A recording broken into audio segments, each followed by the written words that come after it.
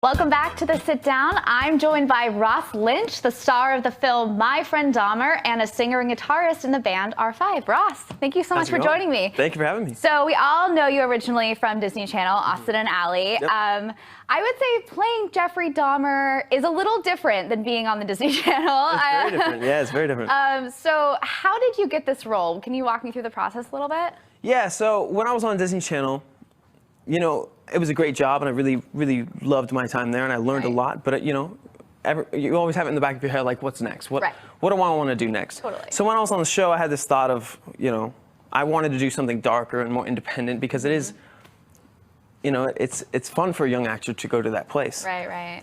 And so I kind of put that out in the universe, you know, maybe like third season. Right. And then when I was actually out of Disney Channel, this script came by, and it was My Friend Dahmer. Yeah. And it was just kind of like, it was all like perfect. Yeah. And then obviously I auditioned and did the whole process like every other young actor, and they liked me for the role. Very cool. Yeah. I know with acting you really get into the mindset of a person, especially if it's a real person. But Jeffrey Dahmer, I mean, he was a pretty sick dude, you know? Yeah. Oh, yeah. He wasn't even like your run-of-the-mill serial killer. Like, I was reading about him last night. I kind of fell into a Google rabbit hole. And he was Jeffrey Dahmer. Yeah, he was a messed up dude. Yeah. So how do you get into that headspace? I mean, did you feel like you got into his headspace, or how did you do that? You know, when you surround yourself with Jeffrey Dahmer, day after day after day after day, you just kind of fall into it. Yeah. And that's sort of what happened to me. You know, I was in Akron, Ohio. I was surrounded by, we filmed in his house. Wow. So, yeah, oh we God. were like in the actual place, the hut that where he, you know, dissected all of his animals when he was a kid, was in the same exact spot. That's crazy. Actually, when we went to the house originally, remnants from the old hut were still there. Wow. Because no one had cleared them out. So we built the hut on the exact location. So certain things like that really, really helped me to just like fully give myself to the character.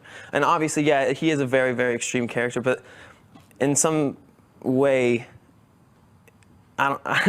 you know, obviously I had like somewhat of a cloud over my head. I might have been a little bit more sad or just a little bit more reserved on set, especially. Yeah. And people did notice that, maybe more so than I noticed that, actually. Right. But it was a really interesting process, and I really enjoyed myself as exploring this character and this side of me that I had not before. Yeah, and the movie and the graphic novel, which is based on, really goes into his teenage years, and I feel like, you know, there's this question of, could he have been realigned, you know, if the right people had stepped in and been like, something is up with this kid, you know. I was reading an interview with the author where he said this kid was just walking around drinking all of the time when he was like 14, 15. What do you think about the way that the movie and the book portray his teenage years? Well, the way that the book and the movie, I think that it's very accurate to what actually happened. Right. Because obviously it's coming from someone who actually went to high school with him and experienced all this, and all that stuff actually happened. Like, he actually did the spasms in the school hall. Yeah. And actually he was an alcoholic by the time he graduated high school. He was drinking all day, every day. Right. And part of that, you know, was to mute these demons that he had in his head. He was trying to. He knew it was wrong, and he didn't necessarily want to be. It's kind of weird, but he didn't want to necessarily kill. He just couldn't really help himself, or at least from my understanding. But he's an infinitely fascinating character, and like you said, you can just go into a rabbit hole of researching him for hours and hours on end. Because trust me, that's what I was doing all last night. No, it's super interesting. But like you said, you know, the question is if he was around today, and we had, you know, the facilities were much more aware of mental illness and things like that. Not to say that, you know, it's hard to say. Yeah. I sometimes think that it might be a variation of evolution. Right. And that he might have just had a few too many screws loose, you know? Yeah. But, you know, there's really no way to tell, and that's the question. It's fascinating to think about, for sure. Okay, so we have a question from a fan. Your fans are super excited you're on AMTDM. What's up, guys? It's about R5. Okay. This tweet says, "What, bro? New music? So it's true that the new single is called Preacher Man? This sounds really good." So tell me about R5 and your music career. So I don't know if I was actually supposed to give out that title, but, you know, whatever. So yeah, we got a new single coming out hopefully soon called Preacher Man. Awesome. And I'm really excited about it. The label's really excited about it. We're really going to go full force with this song and see what happens. But we've been touring around the world. Yeah. We just finished our European leg of the tour, and we're going to South America really soon. I don't know why I went like that. I guess to me, like, if I'm looking at a map, it's like Europe and South America. Yeah, spatially. Yeah. But no, we've been having a really good time, especially on this last tour. The band, you know, because sometimes we're now moving out from each other. We used to have like one big band house where we like make music and party all the time.